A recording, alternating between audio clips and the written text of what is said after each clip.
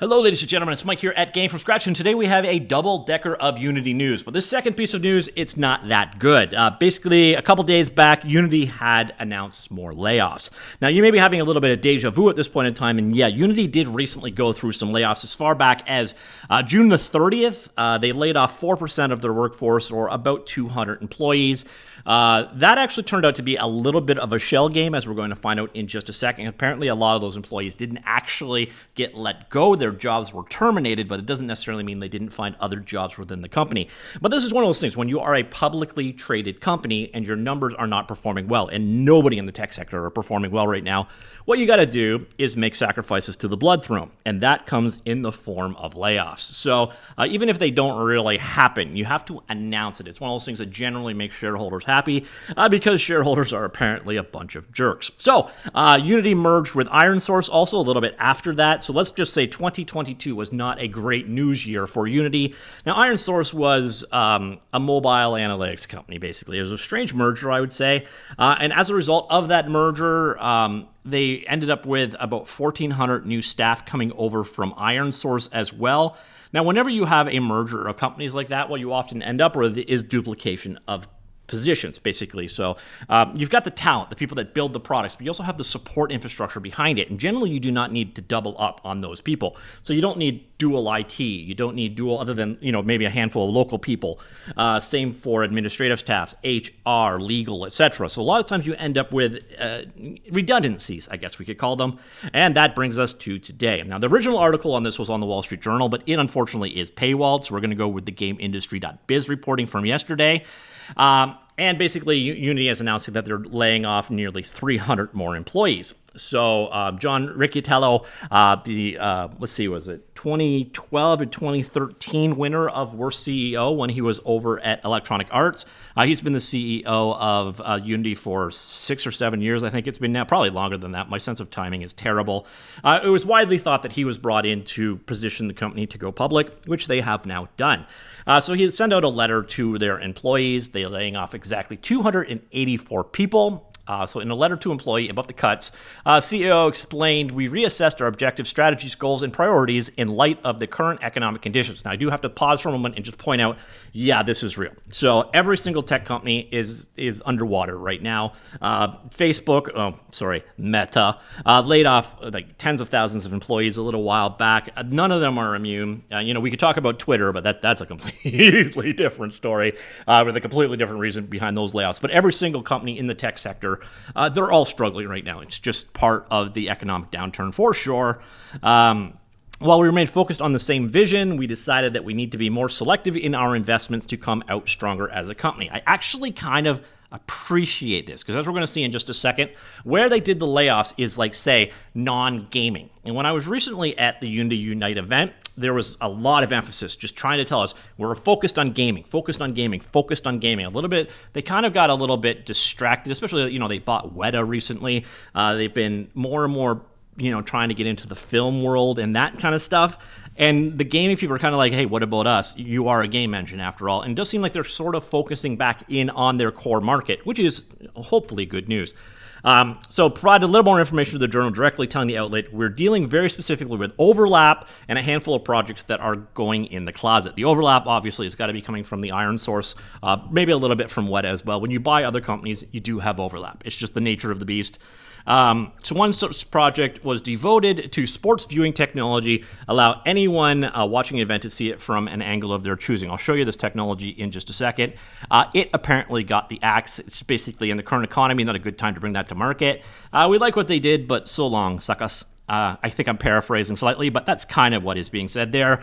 Beyond that team, journal was reporting the brunt of the cuts came from administrative ranks, so IT security and marketing being highlighted. So again, you don't really need 2 sets or 3 sets. When you start buying so many companies, you do, those are where redundancies happen. It's just the nature of the beast. You don't need an accounting department in both. You don't need a legal department in both. You don't need IT in both, other than a couple handful localized people. If you have globalized those positions, then yeah, you're going to create a lot of redundancies every time you buy out a company. Now, the interesting thing, and I learned this today, is that the second round of layoffs for Unity in less than a year. So we talked about it early on to start this video. Back in June, they did the first layoff of 4% of their workforce. It worked out to about 225 employees to reassign some of our resources to better drive focus and support long-term growth.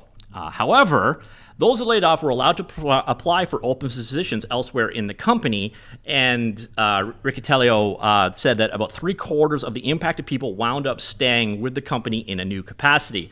So that means this layoff of 225 was actually more like 75, which is a much more palatable number, I guess we could say. So again, some of this is a shell game. It is blood for the blood throne. When you are a publicly traded company, you have to do this. It's good to see that some of this might be more theater. Now, of course, to the people that lost their job, you're not feeling very ha here. But the numbers aren't as bad as they apparently sound at first. Now, interestingly enough, when you come to the bottom here, you get into some of the details about the employee staff. But in the meantime, we got some details about how the company's doing. We did it because we're focusing our energy, like with lots of things. Your parents ask what... They ask you to eat your vegetables. They are not doing it to punish you. They are doing it to facilitate your better and more nutritious self. That is a very weird analogy, but okay. Despite the layoffs, Unity headcount has grown considerably in the last year. Its last annual filing with the SEC stated it had 5,245 employees, but the Wall Street Journal put the number before today's layoffs at 8,000. And you're going to have, so 1,400 came in from the IronSource acquisition, so that would put them at 66. I think it was about 300 from Weta, maybe a little bit less than that, but let's just round that up to like 7. So it looks like they were hiring all along through this process. So hopefully in this opportunity as well, the people get a chance. But the thing is, the last time when they were making layoffs, they were laying off developers. They were laying off things like the Gaia team and people that are doing project demonstrations and that kind of stuff. So technical people are more likely to get another job in a technical company. Whereas in this case, it's more like people with more universal skills. You know, a CPA is a CPA is a CPA, not to diminish what a CPA does, but a CPA does not need to work at a game tech company. So in terms of the number of positions for those roles are going to be smaller. So I doubt in this kind of a layoff that they're going to have the recapture of employees like we saw with the last one. But kind of good news to hear that 225 was, actually only a third of that number in the long run. And hopefully with this layoffs, it's sort of the same thing. Now, the good news in this, as a game developer side of things, the game development side of things didn't seem to have gotten touched. They seem to be focusing more on their core areas, which I actually do appreciate hearing.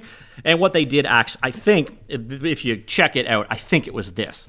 So this is Metacast, a real-time 3D engine for powering the future of sports.